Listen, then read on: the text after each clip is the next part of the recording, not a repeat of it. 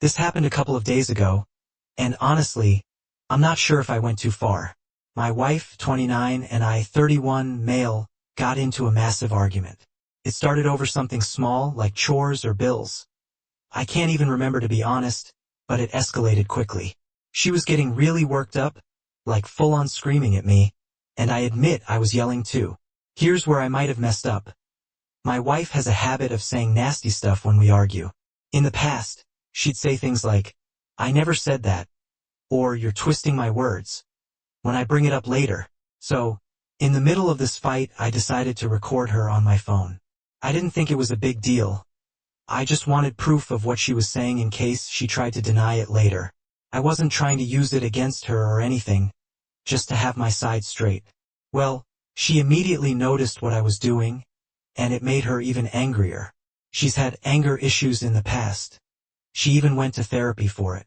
She started screaming at me for recording her without permission, saying it was a huge violation of trust. Then, out of nowhere, she grabs my phone and literally chucks it out the window. We live on the 3rd floor, so yeah, the phone's toast at that point. I was fuming. I didn't say anything and just walked out to call it off. Now I'm out of a phone, and she's acting like I'm the one who crossed the line by recording her. I didn't think it was that big of a deal, especially since she was the one who started making threats and saying some pretty nasty stuff. Still, now she's saying I'm the idiot for betraying her privacy in our home. Some of my friends think I was justified because no one should be saying things they're afraid to be held accountable for. But others think recording your spouse during an argument is a huge red flag, and I shouldn't have done it, no matter what. So, am I the idiot for recording her during our fight, even though it led to her throwing my phone out the window? Should I have just let it go? Edit. So, just to clarify a few things, I tried recording our conversation so that it wouldn't bother me later on. That was it, bro. She ruined your phone. Don't let her ruin your life now. Defenestrate her. If you were a girl, we would tell you that your spouse is dangerous, not the idiot. Please run. Recording when you're in your own home is not against anything. Your wife just doesn't want other people to see how much she's abusing you, and you have proof. She's had anger issues in the past. Newsflash. She still does. She even went to therapy for it, like once or twice, just to get people off her case. Why are you even with this toxic, manipulative nutjob?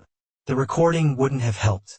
Your goal should be to come to a solution where further fighting isn't necessary. Recording your wife without her consent is generally a violation of trust, which likely escalated the argument.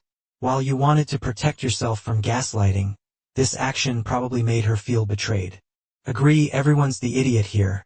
She shouldn't be screaming at you, but you are dismissive about her concerns. She gets angry over small things like chores and bills. Do you leave all the chores and household management tasks to her? That isn't something small, and it sounds like it's been simmering for a while. How many times has she tried to talk to you about these small issues? How many times have you promised to do more than you have not followed through? She may resort to yelling because you don't listen, etc. And I doubt the yelling and crap talk is one-sided. I'm 42, female, and have 2 daughters. Emma, nearly adult female, and Lucy, tween female. The issue revolves around my husband, Emma's stepfather. Emma's dad passed away when she was younger, and I remarried 3 years ago. She and my husband don't get along at all, and she makes it clear she dislikes him. My husband has tried to bond with her, but Emma shuts him down completely, refuses to talk and ignores him. We all know she'll never see him as a father figure, and we're fine with it. Here's where it gets tricky. When Emma was younger, her bio dad would take her to father-daughter outings. We have a lot of pictures of those. Lucy was too young to remember any of them. We thought it'd be nice to do it again since Lucy does see her stepdad as her dad. Specifically, they would go to a pumpkin patch and then carve them. They went to the pumpkin patch yesterday and had a great time. Lucy and my husband really bonded. The issue is that Emma is angry that he's taken over the tradition with Lucy, that my husband stole the tradition, and I'm disrespecting my late husband's memory. I was exhausted from hearing the same arguments over and over, so I snapped and said, "Yeah, I get it. You hate him, but your sister sees him as her dad and doesn't have these memories like you do. Are you really going to ruin this for your sister? And no one owns going to a pumpkin patch. She's been angry and calling me an insensitive idiot. She's also getting on Lucy's behind for going with my husband. My mom thinks I'm an idiot. Here, Eddie, before I get a million put her into therapy comments, we've tried twice. She would just sit there for months, even with different therapists. She wouldn't talk. She just sat there. It was 3 years after her dad's death before we began dating. 5 was when we got married. Not the idiot, he didn't steal anything. Does Emma now believe that forever? Now, anyone who goes on a father-daughter excursion can't. How narcissistic and self-centered, that's just plain silly. The only person here who's being disrespectful is Emma. Towards Lucy. Trying to deny her the love and support from your husband. And that should not be put up with in no uncertain terms. Tell your mom to butt out. I'm curious. What is the reason your daughter gives for hating her stepfather? My moving on is the issue, she claims. I'm disrespecting his memory. This was an issue the moment I said I was dating. Her issues with him are nonsense, she once told me. I can't like him because he's blonde. Everything is an issue. She once said he was breathing too loud. Sounds like it's about you, not him. She's feeling abandoned by you. You're the parent. You're the idiot. Stop treating your daughter's feelings like they don't matter. Address her feelings. Quit saying she feels hateful when the feeling she's having is mourning, loss, sorrow, and pain. While she intensely misses her dad. Hug your daughter. Ask her if she wants to talk about it and make yourself listen before you talk. According to her post, she's done that. Should she celebrate that her older daughter bullies the other for feeling different? Not the idiot. Emma doesn't have to like him, but she's being a toxic presence. If she's trying to prevent Lucy from liking him, when otherwise she would, she's a spoiled brat. An entitled monster trying to destroy her sister's happiness. I, 22 years old and female, have misophonia. Please don't judge me for that. I understand it's a me problem, and I never expect anyone else to stop what they're doing. That makes me uncomfortable. When it's not my home. Chewing is my biggest trigger, but when people are chewing loudly, I usually leave the room. The closest I've come to making it someone else's problem is when someone who wasn't the chewer asked why I left the room, and I calmly explained my misophonia. 2 of my best friends, 21-year-old female Gina and 22-year-old male Ken, whom I love, chew with their mouths wide open and make a lot of noise while eating. For this reason, I try to avoid eating with them. Things became interesting the other day when I mentioned how I'd been in the mood for baking brownies back at my apartment. They asked if I wanted to bake with them and have fun. I agreed but mentioned that it might not be the best idea for us to eat together afterward. They said they understood and promised to chew quietly and keep their mouths closed to have fun together. After asking multiple times to confirm they wouldn't feel like they were walking on eggshells, we made plans.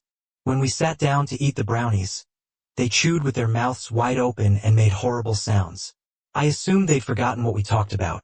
So I politely asked, "Sorry guys, do you mind chewing quieter and closing your mouths? Please?" I felt like I deserved a break from the noises that irritated me when I returned to my apartment. Gina said it wasn't fair for me to expect them to chew differently. "Remember, I never asked this of someone outside my home," she said. I was dumbfounded since I never asked this of them in any other scenario. I reminded them of the conversation where they promised to be mindful of their chewing. Gina said she didn't think I'd actually hold them to it and that as their friend, I should be willing to put up with it. Ken nodded in agreement and said it wasn't a big deal. I explained how badly this condition affected me, and that I wanted peace and quiet in my own apartment after some fun time with them. Ken said something like, "Fun shouldn't come at a sacrifice." I blocked out the exact wording in shock, but it was something similar. I was fed up and asked them to leave. They sat there in shock and silence for a moment. I repeated that it was probably best if they both just left for the night. Gina rolled her eyes and said I was being ridiculous, then took another huge bite of brownie and chewed obnoxiously. At that point, I demanded that they leave, which they finally did. I've talked to them since then, but it's just been casual texts like, "How are you? What's up?" Things haven't felt the same for the last few days. I'm wondering if I went too far and should have put up with it for the sake of friendship. I genuinely cannot function while hearing certain noises. Am I the idiot, not the idiot at all? Who the heck chews with their mouth open? Not only are they forcing everyone around them to look inside their disgusting, food-filled mouths, but they're probably spitting and spraying food everywhere. It's unsanitary and gross. You don't even have to have misophonia to find their behavior disgusting. The fact that they know about your misophonia and even promise to be mindful of it after you had a conversation about it with them, only to immediately disregard everything that you talked about, is proof that they're really just super inconsiderate people. Like that don't deserve your time. If you do still feel like being friends with idiots like this, do not do anything food-related with them. I'm sure I'll get blasted for this, but here goes. My husband suffers from misophonia, and the impact living with this has had is pretty dramatic. I'm a very polite person with above-average table manners. However, his perception of how I eat does not align with reality. It's possible your friends were eating normally. You will ruin friendships and relationships throughout your lifetime. Please find a good behaviorist who specializes in misophonia. There are things you can do to lessen your misery and make it easier for you to maintain relationships. Last week, I had a stressful week at work, so I was looking forward to a chilled weekend. My girlfriend had plans to go out with friends, so I was planning a nice relaxing evening on Saturday. I got some food and a few drinks and was looking forward to catching up on some Netflix shows and playing some video games. Saturday morning, my girlfriend mentioned that most of her friends had to cancel except for one. She said she'd invited that friend over for the evening for a girls' night. She said they were going to watch movies and have snacks, etc. I mentioned that she knew I was planning on having a relaxing evening, and that I was getting burnt out. She asked if I could do it another time, or either go somewhere else for the evening or just sit in the bedroom and read or watch things on my phone for a few hours. I told her that I was not being kicked out of my own home, and that if she wanted an evening with just her friends, then they could go to her friends since I had plans for the evening. She said I wasn't being fair, but I just pointed out that she's decided that changing her plans is more important than what I had, and she's acting like it's acceptable to kick me out of my home. I said if she wants an evening with her friend, we can discuss it another time, but for this Saturday it won't happen. She just said again that I was being unfair. Am I the idiot for refusing to be kicked out of my own home? Not the idiot. Your girlfriend is the one being totally unfair. You and she already had plans set up, and she was out with her friends while you were inside by yourself. Her having her plans change is not your problem, and you shouldn't have to change your plans just because of it. She can just as easily move to another place to entertain her friends as she planned, with you staying alone at home. She just doesn't get to kick you out like that. So, standing your ground is appropriate. She'll just need to find another spot that is not your place. I'm surprised she doesn't think she's the unfair one, considering she just sprung it on him knowing he had a stay-at-home day planned. You had every right to want to enjoy your own space after a stressful week. Her flaky friends do not get to be a reason you're forced from your home. She's being unfair. You said it perfectly by explaining it to her. My ex used to tell the kids, "You want fair? The only fair in life is where you pay money and ride rides." My wife, 25, and I, 27, male, eloped about a month ago after being engaged for 7 months. We talked a lot about what we wanted, and while neither of us hated the idea of a wedding, we had our own reasons for preferring to avoid it. My wife has a lot of interfamilial conflict on her side and didn't want the pain of choosing who to invite to minimize any potential bad behavior and issues for us. For me, it was also family-related, but it was more about the expectations. My mom remarried when I was 19, more than 15 years after my dad died, and she became a stepmom of several very young kids, all under preteen at the time. While we get along with the steps, I didn't have a close relationship with them, but I knew they'd want to be included in the wedding in some way. I knew my mom would want them to be treated like my siblings, and I knew her husband was almost definitely going to expect that they would be treated as if they were my blood siblings I was raised with. I knew I didn't want to do this, especially in terms of groomsmen and women, and so eloping felt like the best way to avoid conflict from that. After we got back, I realized how right I was because 3 of the kids had expected to be bridesmaids and groomsmen and had looked at outfits or practiced, even though I never asked or even mentioned this. My mom was upset when we announced we had gotten married. She asked about a wedding, and I told her we felt it was better for us to elope. I said it saved us a lot of money and time. She told me she always wanted to see me get married. Then she offered to pay for us to have a real wedding. I told her it was a kind offer but not needed. She told me it would mean so much to everyone, and the kids could be in the wedding like they wanted. She could see me get married, and we'd all be together as a family to celebrate, and it's what she or they wanted the most. She told me her husband was even willing to pitch in. Again, I said no, thank you. My mom told me I should at least consider it and ask my wife.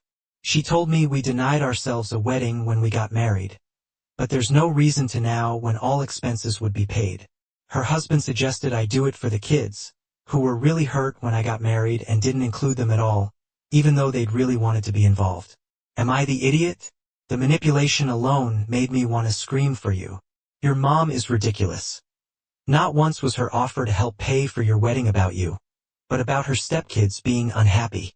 Not once did it come across as being about you and your wife, but about her and her family. Eloping was the way to go. Good for you for knowing your worth and prioritizing your marriage. Tell your mom and stepdad to save the money they want to use for your second wedding for their kids. You're already married. Don't give in. They will expect this throughout your marriage if you set the precedent now. Exactly, you're already married. No need for a second wedding to please others. Eloping is a wedding. You had the wedding you wanted, and ultimately that's what it comes down to. Their being upset is their problem, and they need to get over it. If they'll carry on and turn this into a thing, then maybe you're better off being low or no contact, as they need to get over themselves.